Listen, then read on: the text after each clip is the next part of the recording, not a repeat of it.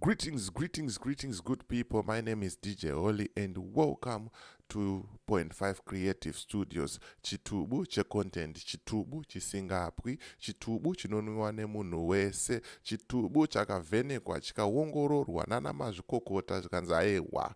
Chitubu ichi chine content iri healthy yakakodzera ngechikonsumwa nemunhu akaita kunge iwewe. Ndosaka uri panapa muzuva ranhasi. So if it's your first time here, dzanya subscribe button and the notification bell so that you don't miss out on any exciting content uploaded. Kana unga wagara uri mugari wepanapa, ndangokutenda nekuita sei nekukurumidza kubhadhara rent. Right, nyaya idzi dziri kuramba dzichinetsa, nyaya idzi dziri kuramba dzichikora, amenoti zviri kumbonyatsofamba sei kukereke dzechipostori. Ndozvatauya timbozeya panapa, timboonesana kuti zvakanyatsomira sei panyaya yekuroora underage, panyaya yekutora madzimai akawanda, panyaya iri kupomerwa madzibaba Ishmael.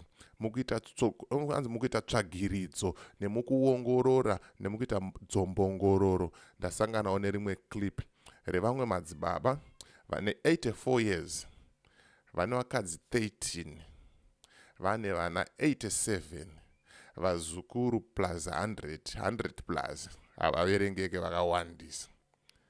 Saka da tichizoona clip irororo.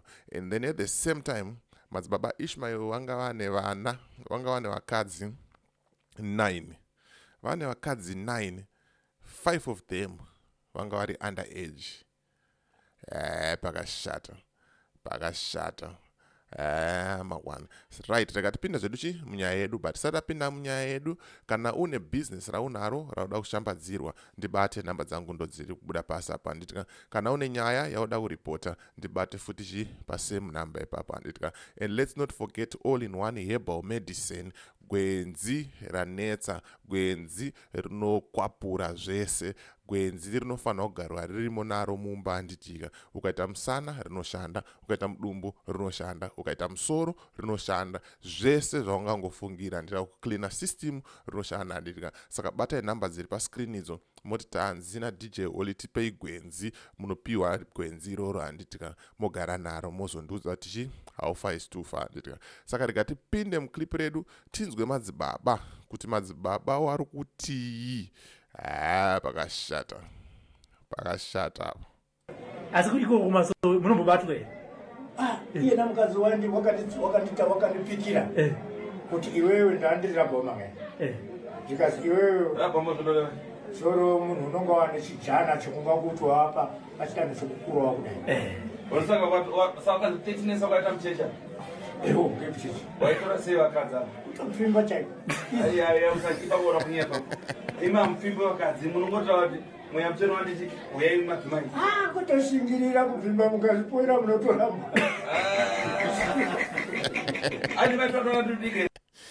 Zviro zvacho ndikosikade kuseka, but zvichitofura hope. Ndo belief yatinayo, ndo theory yatinayo vakawanda kuti kuchechi dzechipostori munhu anongosumuka kuti mweya wanditi akanongedzera mukadzi waari kuda, akutotora mukadzi akutoenda nawo handitika. Saka uyu ari kugadzirisa, ari kukorekta kuti aiwa sandizvoba, ini ndaitopfimba 13 vakadzi vese vangu handinavo, ndaita sei ndaitopfimba. Pamwe pacho waitorambwa, unofanira kutoshinga kuti sei kusimbisa chinhu chako, nekuti pamwe pacho unoita sei unorambwa. Ndozvavari kutaura madzibaba panditika. Reka tinzoti ofa pambera.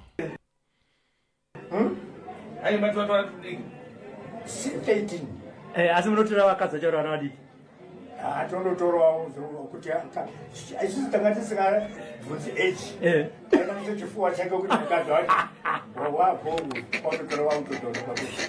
This time kwane age manje achaiti tautotora after 18 years. Right, mapanzwa kapa. Reka ndibadzoso mashure munyasozvinzwira kuti hanzi isusu pataipfimba vakadzi vedu apa pa 13 vakadzi ava vaisatarisa makore, vanga vasina basa nemakore, vaingotarisa chipfuva, vakaona chipfuva changodai so changosamuka mbichana, akutoona mukadzi. Let me know what you think in comment section kuti boy here zvinhu zvakadai so izvi. Hakusi kumbunyikidza kodzero dzevana here, kodzero dzemadzimai here uku. Mawani ngatipadzokorodze apa tinyasopanzwisisa. Isusu tanga vhunzi age tainamisa chifuva chake kuti mukadzi wacho wapo watotora wautotora you know this time kwane age manje achaiti tautotora after 18 years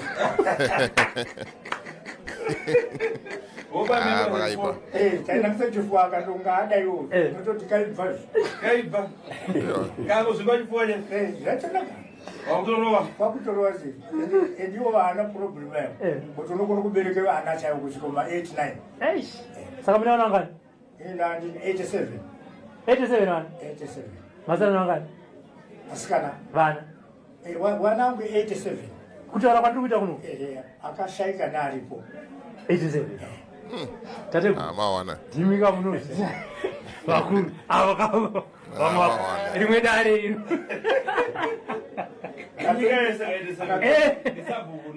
akazotondiferesa ngeri kukiweni diamond yakui dai mutinokondi ndikadai ndiri kuende mberi dai mapfuura zana sina uri kuamwisa kai munana kuyamwisa yewe ndaro eji yake ane vana vari kuyamwisa boys boyera vana 87 at his age ane 84 vari kudyei vana ava vari kurarama sei vana ava pakashata baba ma1 chaiyo chaiyo inini 84 now asi muchida kuzvara kuti ikando sekuru akagadzire ndodini uda kuringita todini sekuru takazvipuwa kandi mwari tofanira kuzvisenzesa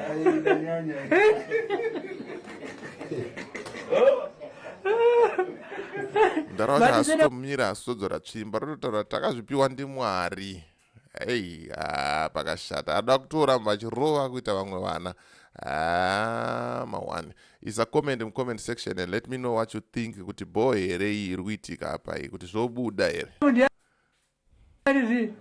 sene menyinozani murawa vamurawa amuraiwa vazukuru murangani ndichazi zvotoda kutete utereko pangana kunakati avazukuru vanosvika 300 azukuru akawanda azukuru akawanda atitika haya zvinotendwa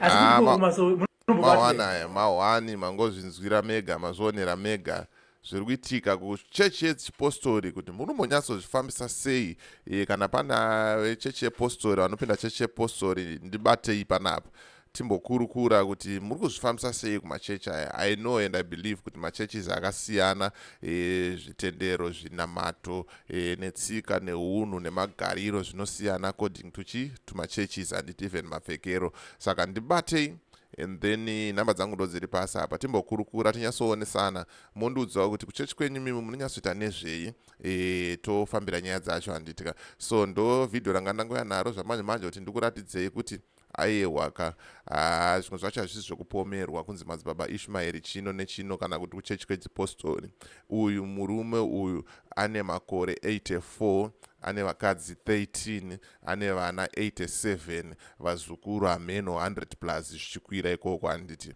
madzibaba ishmaeri vanga vane vakadzi 9 vana vacho vamwe 5 vacho vanga vari under age ma1 saka ma1 pakashata so as for me DJ Holly and the rest of the crew behind the scenes it's bye for now ngasangane mvideo rinotera and thank you for supporting .5 Creative Studios.